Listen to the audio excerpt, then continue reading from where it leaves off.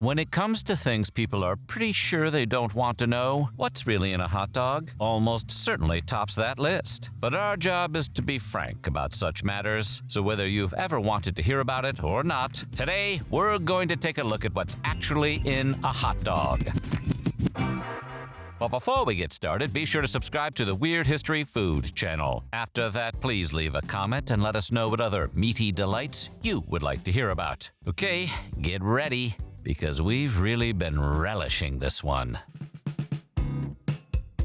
For those of you who are unfamiliar with American cuisine, or just take things too literally, a hot dog is not made for, by, or most importantly, from dogs. Hot diggity dog! Hot dog, hot dog, hot diggity dog! So, what is it? It's a sausage that's been boiled, steamed, or grilled, and then served resting in the open part of a partially sliced bun, usually with condiments like ketchup or mustard, and toppings like onions and sauerkraut. There are several theories as to who was the first person to put hot dogs in buns, but the meat itself probably traces its origin to Germany. Well, sausages actually go all the way back to ancient Mesopotamia, but this particular style of cased sausage is likely German. At least, the Germans think so, although they can't agree on where in Germany it's from. One theory holds that it was Frankfurt, which is why they're sometimes called Frankfurters. Another theory holds that it was Vienna, which is why they're sometimes called Wieners. Hamburg stayed out of it because obviously they have their own meat thing going on there. Given they already had two names, you're probably wondering who decided to also call them hot dogs, and why. Well, once again, it starts with the Germans. Only this time it was German immigrants in New York in the 19th century who sold them as Dachshund sausages, likely due to the resemblance to the breed of doggo that goes by that name. It's from the name Dachshund sausages that the name hot dog was ultimately derived, although a 19th century era belief that they were actually made from dog may have also played a role. Due to the fact that so many of those early vendors were Jewish butchers who observed kosher laws, American hot dogs tended to be all beef, as opposed to their German predecessors, which usually also contained pork. People must have liked the change because despite America having a pretty iffy relationship with Germany for the first half of the 20th century, the hot dog quickly became an American icon.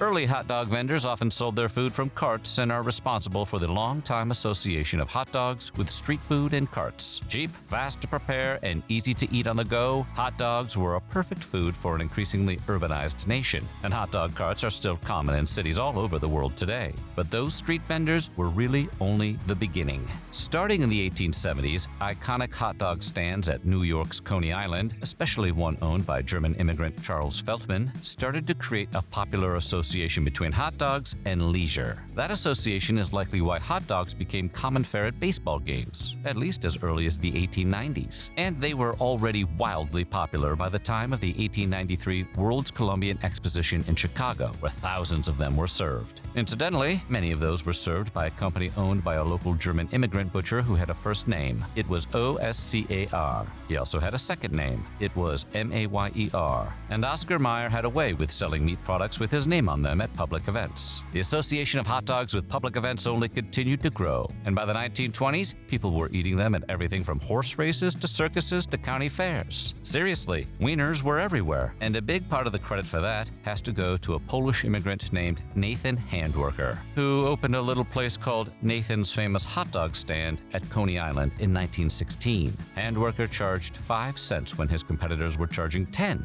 and he quickly drove them out of business. By the time of the Great Depression, Nathan's hot dogs were famous throughout the nation, and by the mid-30s, Oscar Mayer was mass-producing hot dogs for supermarkets and promoting them with a Wienermobile. Yeah, it's that old. The hot dog was becoming so mainstream that President Franklin Roosevelt served 2 of them to King George VI of England and his queen at a picnic in 1939. George, for the record, seemed to dig 'em. Grilling hot dogs is so deeply associated with the 4th of July, you'd think George Washington was cooking up a barbecue full of ballpark franks at Mount Vernon while Jefferson, Adams, and Hamilton stood close by drinking beer out of camouflage cans. But the truth is, Independence Day cookouts have more to do with the suburbs than the Revolution. After World War II, Americans were flush with cash, and they started moving out to the suburbs where everybody had their own little backyard. Those backyards were the perfect place for hosting barbecues, and due to their pre-existing popularity at public events, hot dogs quickly became a cookout staple, and that included the big cookouts like those thrown for the 4th of July. The association between hot dogs and America took root. Oh my God, you look like the 4th of July.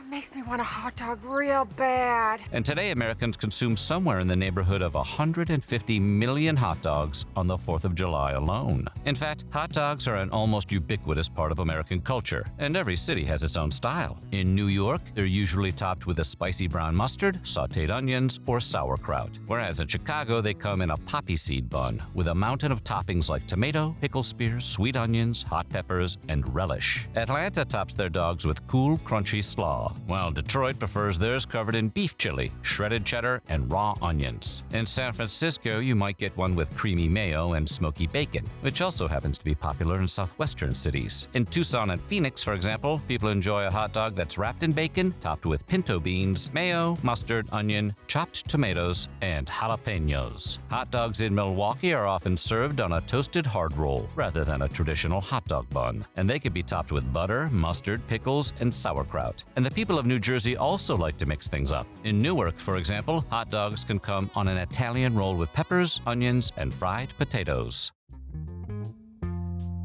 According to Nathan Handwerker held his first 4th of July hot dog eating contest way back in 1916 as a way to settle a bet between 4 immigrants who each claimed to be more patriotic than each other. If that sounds too incredible to be true, well, that's because it is. While there certainly were hot dog eating contests, at least as early as the 1920s, there's not a lot of evidence Nathan's held one until 1967, and they didn't start the 4th of July tradition until 1972. Nonetheless, it's generally considered to be a marketing bonanza for the company and has drawn big ratings for ESPN, who recently signed up to televise the contest at least through 2029. The always colorful competition has been especially controversial as of late due to the 2024 banning of 16-time champion Joey Chestnut, arguably the greatest professional eater in the world. Which on this earth can suck down the most amount of hot dogs and buns? And it's always one name.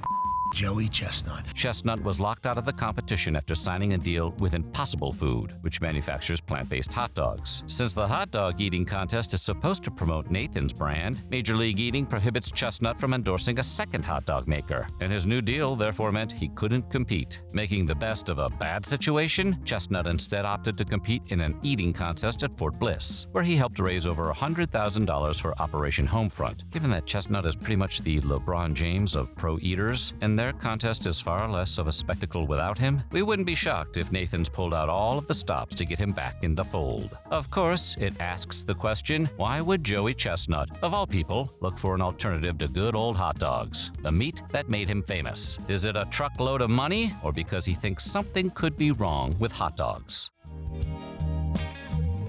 For as long as there have been hot dogs, there have been people who suspected that hot dogs were filled with the most disgusting ingredients they can possibly think of, and with good reason. Upton Sinclair's famous 1905 meat industry expose, The Jungle, confirmed that early 20th century meatpacking plants were a nightmare, routinely using super shady ingredients like sawdust and horse meat, and a whole bunch of other nasty things we won't name in case you're eating, including entire workers. After that, meatpacking plants were regulated and had to abide by strict guidelines designed to protect consumers from eating anything too disgusting. A few unfortunate things have still slipped into the mix here and there. For example, Americans have reported additional ingredients including hair, metal shavings, ants, silverfish, insect larvae, a rubber band, needles, a coin, a pill, bone, wire, plastic, and part of a box cutter. You know what they make those things out of, huh, Chet? You know? Lips and ass. Despite how this makes it sound, such ingredients are extremely rare. As of 2015, out of the billions of hot dogs sold and consumed nationwide, the U.S. government had just 38 reports of foreign objects found in hot dogs. So that must mean hot dogs aren't as bad as you think, right? Well, here are some facts, and then you can decide. The USDA says that at least 54.5% of a hot dog must be real meat. So those dogs you buy at the supermarket probably are really made of beef, chicken, pork, or turkey, but they're often made from what they call call the trimmings of the animal. Those are the meat cuts discarded by the slaughterhouse, which include things like fatty tissue, sinewy muscle, liver parts, and sometimes even meat from the animal's head. That's the smartest meat. That stuff is then cooked to kill bacteria, turned into a paste via emulsion, mixed with any number of filler products, and then pureed and stuffed into a sausage case. Some flavoring and preservatives are usually thrown in there for a good measure. And while there's a little more to it, that's essentially how every hot dog is born. Of course, some products are definitely manufactured at higher levels of quality than others. For example, if the words variety meats or meat byproducts appear in the list of ingredients, there's a good chance your dog contains heart and other organ material. Conversely, if it says something like all beef or all pork on the package, you're probably okay on that front. And if it doesn't say it's all natural, then there's probably MSG and additives like nitrates in it. That being said, many have pointed out that by allowing the consumption of parts that would have otherwise been discarded, hot dogs make animal consumption more sustainable for society. And additives like nitrates actually prevent botulism, so picking the right hot dog for you might be more complicated than it seems. Maybe next time just go for the chicken fingers? So what do you think? Do you like a little mystery in your meat? Or should hot dogs be left at the pound? Let us know in the comments below. And while you're at it, check out some of these other weird history food videos.